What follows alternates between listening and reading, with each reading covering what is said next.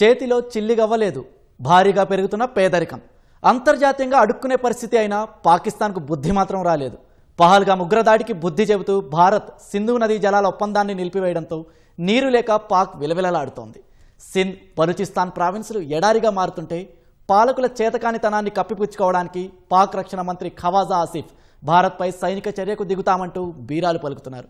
కనీసం క్షేత్రస్థాయిలో ఏం జరుగుతుందో కూడా అవగాహన లేని పాక్ నేతలు జల వివాదాలపై తమ ప్రజల దృష్టిని మళ్లించడానికి భారత్పై విషం చిమ్ముతున్నారు.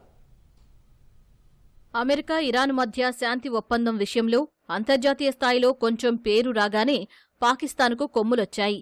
దాదాపు అడుక్కు తినే పరిస్థితిలో ఉన్నా కొంచెం ఫేమ్ రాగానే తలపొగరుతో భారత్కు హెచ్చరికలు చేస్తోంది. సింధు నదీ జలాల ఒప్పందాన్ని భారత్ సస్పెండ్ చేయడంతో దిక్కుతోచని స్థితిలో పడిన పాక్ ఇప్పుడు ఏకంగా యుద్ధ హెచ్చరికలకు దిగింది. తమ నీటి భద్రతకు ముప్పు వాటిల్లితే భారత్తో సైనిక ఘర్షణకైనా వెనకాడబోమని పాక్ రక్షణ మంత్రి ఖవాజా ఆసిఫ్ బీరాలు పలికారు. స్థానిక ఏఆర్వై న్యూస్ ఛానల్కి ఇచ్చిన ఇంటర్వ్యూలో మాట్లాడిన ఖవాజా నీటి వనరులను పాక్ జాతీయ భద్రతతో ముడిపెట్టారు. జాతీయ భద్రత, నీటి వనరులు తమకు వేర్వేరు కావని, నీటిని భారత్ వ్యూహాత్మక ఆయుధంగా వాడుకుంటోందని ఆరోపించారు. చీనాబ్ నదీ ప్రవాహాలను భారత్ ఉద్దేశపూర్వకంగా మారుస్తోందని, తమకు దక్కాల్సిన నీటిని అడ్డుకుంటున్నట్లు తేలితే సైనిక చర్యకు దిగుతామని ఖవాజా భారత్ను హెచ్చరించే ప్రయత్నం చేశారు. తమ ప్రయోజనాలకు ముప్పు వాటిల్లుతోందని భావిస్తే గట్టిగా స్పందించడానికి తాము వెనకాడబోమని పేర్కొన్నారు. నీటి పంపిణీ ఒప్పందాలకు సంబంధించి పాక్ అధికారులు గతంలో 115 సార్లు తనిఖీలు నిర్వహించారని చెప్పారు.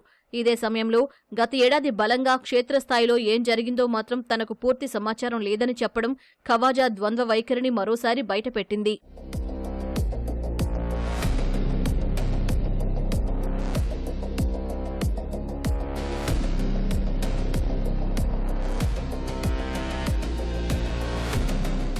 గత ఏడాది పహల్గామ్ ఉగ్రదాడి తర్వాత 1960 నాటి సింధు నదీ జలాల ఒప్పందాన్ని తాత్కాలికంగా నిలిపివేస్తూ భారత్ కీలక నిర్ణయం తీసుకుంది. పాక్ వ్యవసాయ రంగానికి జీవన ఆధారమైన సింధు నదీ జలాలపై నాడు ప్రపంచ బ్యాంకు మధ్యవర్తిత్వంతో కుదిరిన ఈ ఒప్పందం ద్వారా పొరుగు దేశానికి భారీగా నీరు అందేది. ఆ ఒప్పందాన్ని భారత్ నిలిపివేయడంతో ప్రస్తుతం అంతర్గత నీటి కొరతతో పాక్ అల్లాడుతోంది. ప్రధానంగా సింధ్, బలూచిస్తాన్ ప్రావిన్సుల్లో పరిస్థితులు మరింత దారుణంగా ఉన్నాయి. సింధ్ నీటిపారుదల శాఖ లెక్కల ప్రకారం నార్త్ వెస్ట్ కెనాల్లో 64.1%, రైస్ కెనాల్లో 38%, దాదూ కెనాల్లో ఏకంగా 82% నీటి లోటు ఉంది. పాక్ సాగునీటి వ్యవస్థకు కీలకమైన సుక్కూర్ బ్యారేజీ వద్ద కూడా పరిస్థితులు ఆందోళనకరంగా మారాయి.